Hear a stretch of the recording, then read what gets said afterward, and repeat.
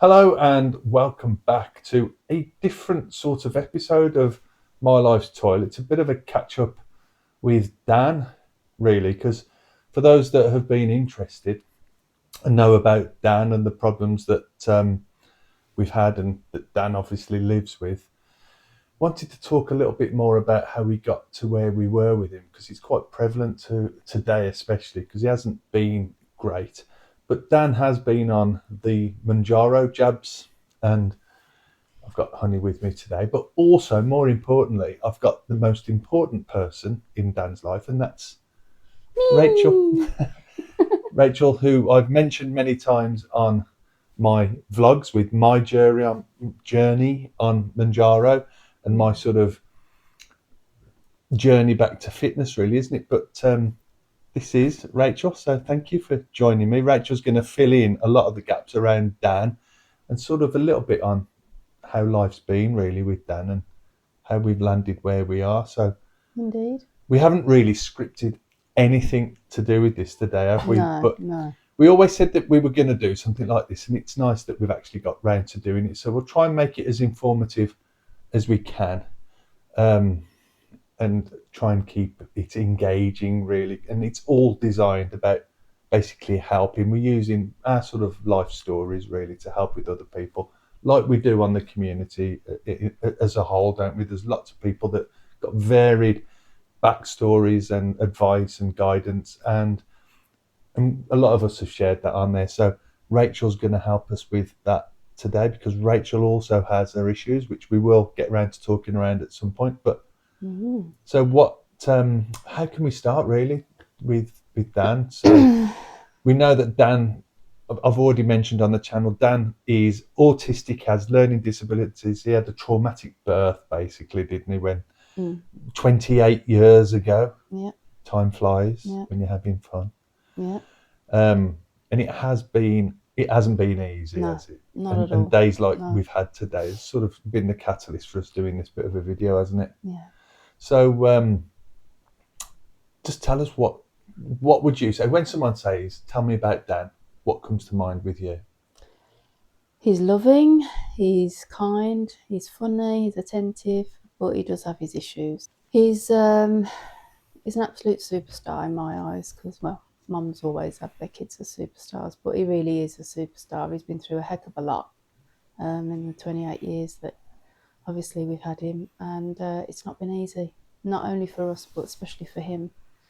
The idea of a normal family, has been as much as we possibly can be, but we do have our differences. And you notice sometimes, like when you're out and about in the public, especially, with people like Dan, people look at you sort of strangely, as if to say, oh, he's, different and what have you. And I've had my fair share of dirty looks and people, commenting behind my back about Dan and things like that, which is not very nice. Many times come home in tears and stuff like that. But at the end of the day, he's our son, and you do what you can to sort of keep everything as normal as you can. But it's not always easy when you get people like that who just have a negative kind of attitude around people with disabilities. You're just saying that, I always remember the very first time that happened. And Dan was that young, he was still in a pushchair, and you was in a bookshop having a look at some books, and we'd separated for a little while. I'd gone to one shop, you'd gone off with Dan to another. It's before we'd had Ben, so that's how young he was. Yeah. And there was obviously issues there, and people, you'd never know, but we know that people know that Dan's got his issues. Yeah. And I remember catching up with you after we'd both done our shopping. You were in bits. You was absolutely in tears because Dan had an episode of being a bit loud, and someone had said to you in the bookshop, "Can you shut that thing up?" Oh God. Do you remember that? Yeah, I do. And I know sometimes it's not great to remember. You try and put the horrible things out your mind, don't you? Yeah, but somehow they stay with you. Yeah. They really do. And it made me, and I'm not the sort of person to react. I suppose in my younger days I was, but back then I remember feeling just so frustrated and angry. You just wanted to find these people and just give them a piece of your mind. You did. Sometimes you feel even worse than that, which isn't always the answer, no. But yeah, it can be difficult, can't it? But those are just the things. And I know there are many people on the channel, Rachel. I know that you keep an eye on how things are going as well yourself. And you like to read some of the comments, because obviously with how I've been going with my weight loss and that, it's all been a thing that we're all involved in. Yeah, And just skipping forward a little bit, I know there's a lot, and I think it'd be a really good idea, and I think it'd be really helpful to discuss some of the things that we've had with Dan. But skipping right through to present day, I mean, Dan has his issues, obviously. He's had a seizure again today, hasn't he, this morning? He's come out of it okay, but obviously we're keeping an eye on him now. He's doing all right. But this was like a new one. It was. He's never, that we're aware of, had a seizure while he's been asleep. No, not at all. And that's scary. I mean, scary anyway, but when that happens when he's sleeping, it makes you so more nervous about it, because we're asleep as well and we didn't know anything about it. Well, the funny thing is, Ben is, again, I've spoke of Ben on the channel. Ben's actually Dan's younger brother, but he's actually more like his older brother. Ben's 26, and I'm so glad that Ben's still at home. He lives here with us still. He heard Dan, and I heard it, to be fair. You just know. Strange noises in the night. Not strange as if you're being burgled, but it's just, no, normally you would hear these, but you've been poorly. Rachel's got a bug.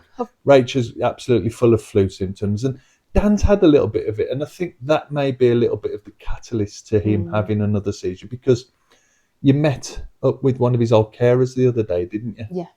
Lisa, that looked after him, and she mentioned how well Dan was looking, looked like he'd lost weight. Which is the plan. What else was she was saying about his seizures? He didn't have any when he was at the respite centre. They said they tend to have just come in the last couple of years, ever since he was in hospital with sepsis. That seemed to be the thing that triggered them. So, but she'd said that, mentioned that he hadn't had them in months. No. And then literally 2 days later, I know. He has one. I just had a funny feeling. It's just sod's law, yeah. I thought, oh my God, this is just not, something's going to happen there. Because it's typical, isn't it? You say something and then... You can't think like that, but it's easy to think like that, isn't it? And we all do, don't we? But we were here. It was while we were here. And then the other thing, this is something that is a bit of one for discussion. When he was having clusters, and the last time he had a cluster of seizures, he ended up in hospital. And we got some really good support from the community on that. It was nice to hear that. People I think Michelle, one of the regular messengers, even today has asked how Dan is. So thanks for that, Michelle. And many other people are always asking how yourself and Dan is, which is great. And it's nice to keep people up to date with it. So it is. I'm glad that we're doing this today, because we were discussing if there was anything around the jabs, and I really don't think it's to do with Mounjaro. And because obviously you're really always absolutely on the ball with any medications to do with, honestly, it's like a pharmacist in our kitchen, the way she runs it, she's got everything down on the calendar, what he needs to take, when he takes it, she's worrying if he's missed anything. So from that point of view, I'm absolutely sure that nothing's ever been missed. He's on 2 different medications for the epilepsy side of things, aren't they? Which we're hoping at some point, one of them can have issues with your weight, which is a reason as well. But Dan does like to snack, doesn't he? He does. But just getting onto what we've been talking about really with Dan and his weight, how do you think that he's been since he's had the Mounjaro, from your point of view? I think he's definitely lost weight. You can see he's lost weight in his face. It's not as puffy as it was.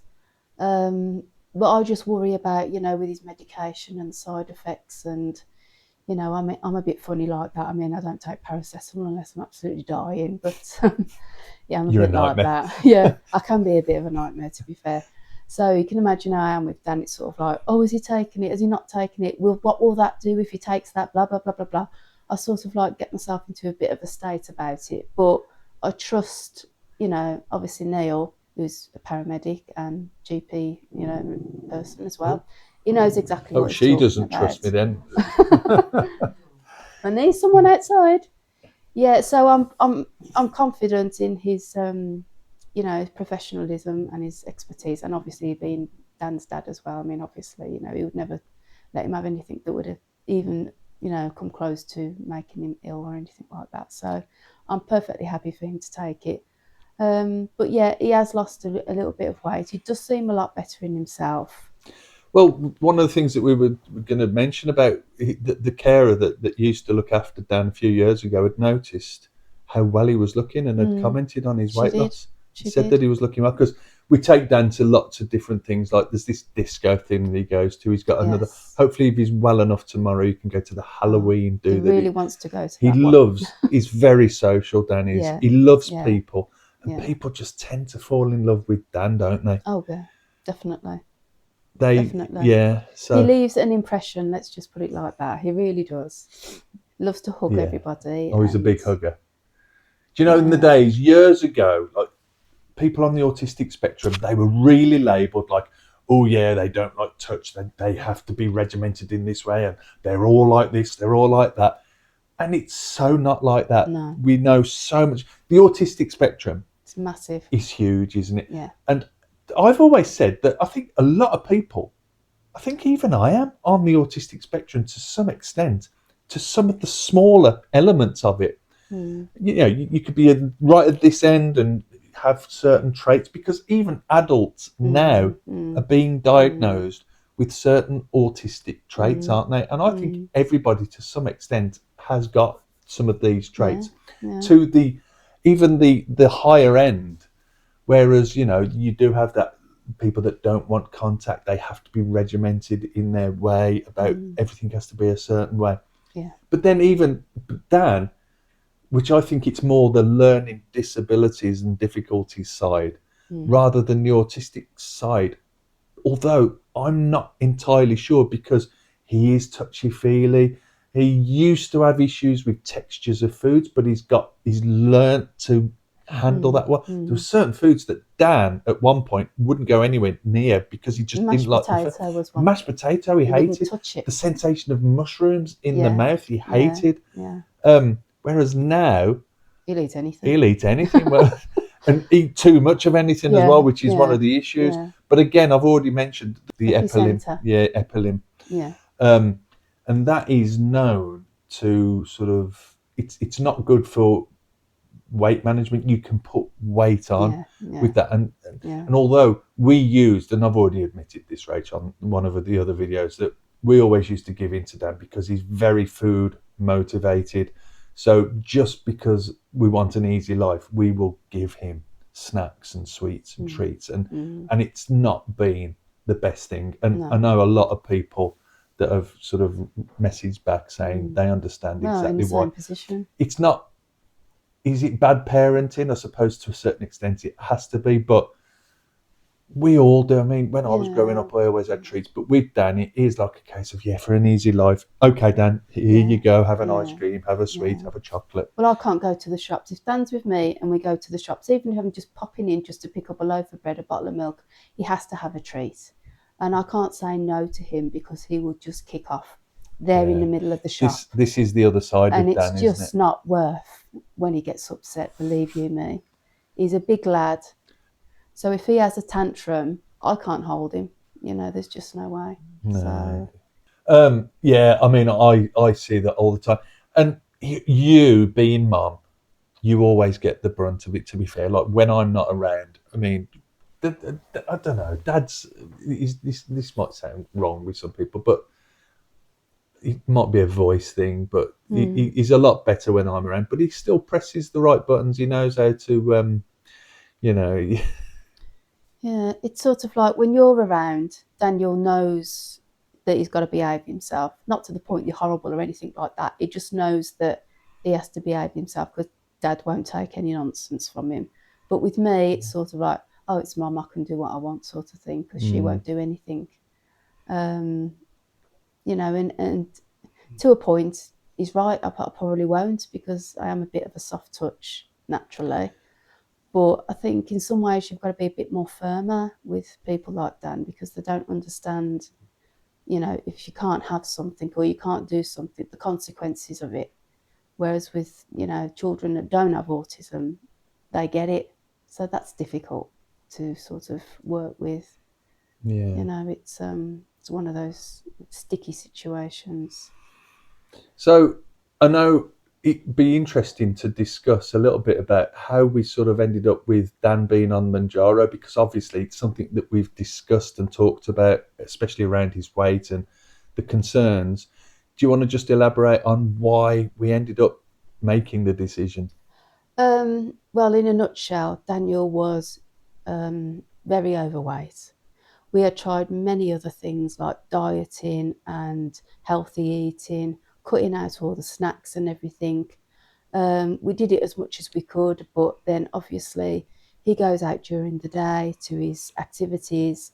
We did tell them we were trying to watch his weight and watch his food and stuff, but they still carried on giving him sweets and burgers and chips and all the rest of Because it. it's easy to And accommodate you him, isn't know, it, I suppose? it's easy to accommodate, but if he sees the other children having that, and then you can't give that to him, It's funny, just going to butt in here, sorry, but we still refer to them as children, don't we? Dan's yeah, 28. he's 28, but It's just how he is, because yeah. he's like still having a child around, But isn't it? mentally, But he's yeah, 5 years old. yeah, if that, You wouldn't know if that. that, yeah. Well, in some ways you would, some ways you wouldn't. But no, going back to what you were saying though, yeah, we were saying to a lot of the carers, we're trying to make him eat healthy and he needs to cut out this, and that's been difficult even for them, hasn't it? It has, Because yeah. he goes to activities at a farm where he sort of does this voluntary work, doesn't he, 2 days a week? Oh, he loves it. And they feed him there. He has He has a proper obviously dinner. a lunch at the time, yeah. Yeah.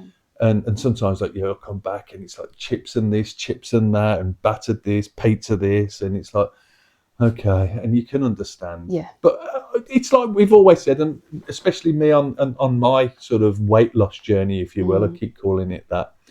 But it is about, still, he's got to enjoy his food, because if we just said, oh, it's cardboard and sawdust for your dinners from now on, Dad, Well, it's just going to make anyone, not want to do a diet, isn't it? Depressed, wouldn't you, really?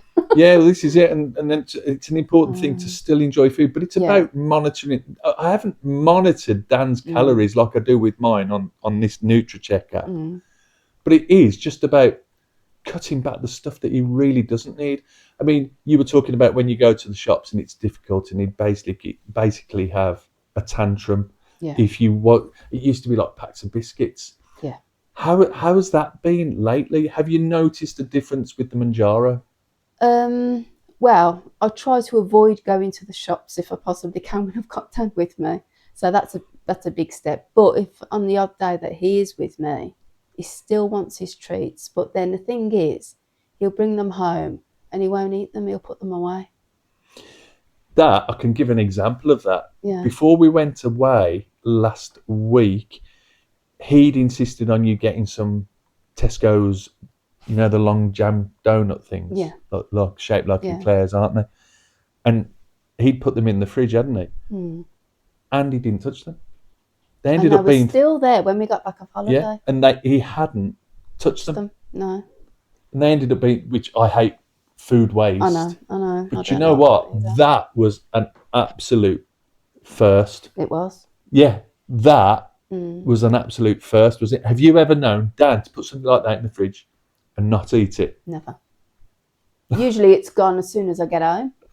The other thing that I noticed, and I know I've mentioned this before, is that when I've been like mowing the front garden here, and there's like sweet wrappers out the front, so I'm like, where's all these? And he's putting them through the window. Yeah. It's sort of like, they won't know if I've eaten this because there's no evidence. He's quite clever, really. So he just rolls up the wrappers. He don't put it in the bin because he knows we look in the bin. So he's very, very, very clever. He used to have hidey holes, didn't he, in his bedroom? He had hidey places where he put it all. In his shoes, in his bag, wherever he could think of that we wouldn't look. That's where he put all the wrappers. So here we are then. So Dan is now on Mounjaro. He's had he had a bit of a poorly tummy, didn't he, last week? Yes, he did. So we gave a bit of a delay in his third jab.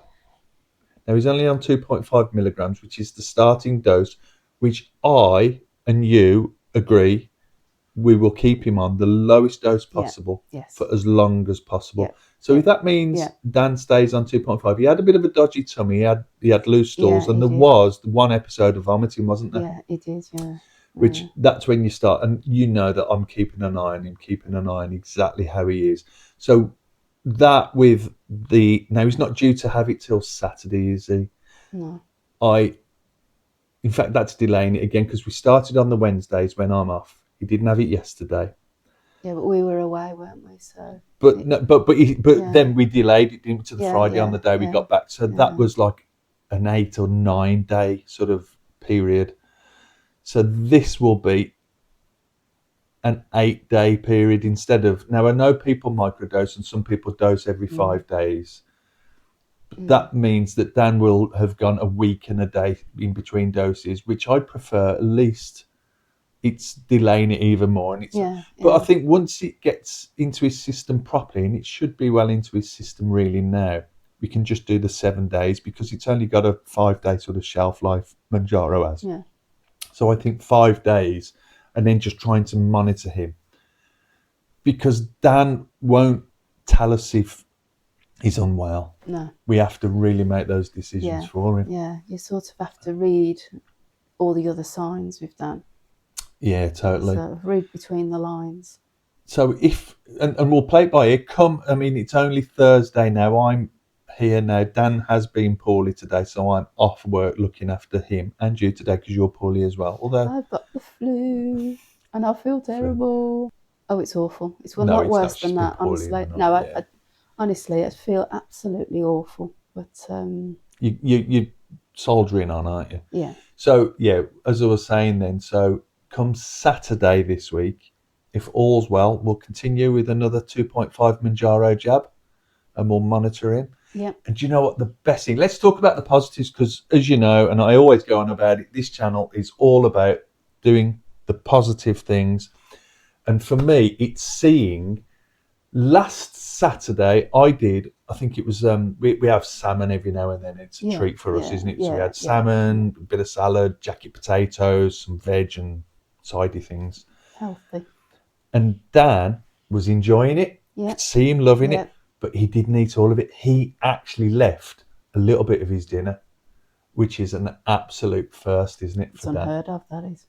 How good was that, though? And it was like, we was all excited and... if you'd have seen us, he cleans his plate. I've never known Daniel not to clean his plate. Yeah. Ever. Yeah. You know? It was brilliant to see. And it was like, I said to him, Dan, he loves being called good boy. Yes. It's a thing from when he was, Dan, if you're going to give Dan some praise, it was, oh, well done, Dan, you're a good boy. And he'll be like, and if I call him a good lad, which you'd think is the same, he hates that. No. He'll whisper under his breath, he'll say, he gets upset. I say, yes, Dan, I mean good boy. And I called him a good boy. I was like, Dan, if you're full, if you've had enough to eat, you leave the rest. And he pushed his plate away. Oh, bless him. And he didn't want a pudding. No, that's brilliant. We do have our puddings. Most of the time he says, I want a pudding. And I'm like, Dan, you don't have to have one. You don't need one. And like I always say, it is good to have a pudding, isn't it? And I still like, well, you all know I like the Supreva and the plain yogurts, like the fat-free yogurts, but I'll also have I love the Muller light yogurts. I'll have a Muller rice, things like that. Yeah. But I still have a bit of ice cream. Like when we was down in Breen last week, I was enjoying some chocolate fudge cakes and things like that. And you've got to, and I put a few pounds on, but I'm back on it now, and we'll do my video later in the You do need to have a treat when you're on holiday, but as long as you're mindful and careful. It's just that as well as anyone that there are certain things, and for me it's like Cadbury's dairy milk and things like that. That will be the icebreaker for me. That will be the thing that brings it all down, because if you was to put a box of chocolates in front of me, although it's not so strictly true now and I use a bit more willpower, don't I? But if you was to put a box of dairy milk in for me and tell me to have one, you'd eat the lot. Has that been as bad since I've been on the diet, though? No. There have been bad days. Yeah, but not... We're talking about me as well, Not bad at all. I mean, you've done brilliant on it. You've done absolutely marvellous. And You've changed such a lot, which is brilliant because you're healthy. But do you know what, though? You're not 100% happy with my change, are you? It's not to do with me. It's to do with you. It's how No, you it's feel. but you know. it has to be a global thing as well, doesn't it? Yeah.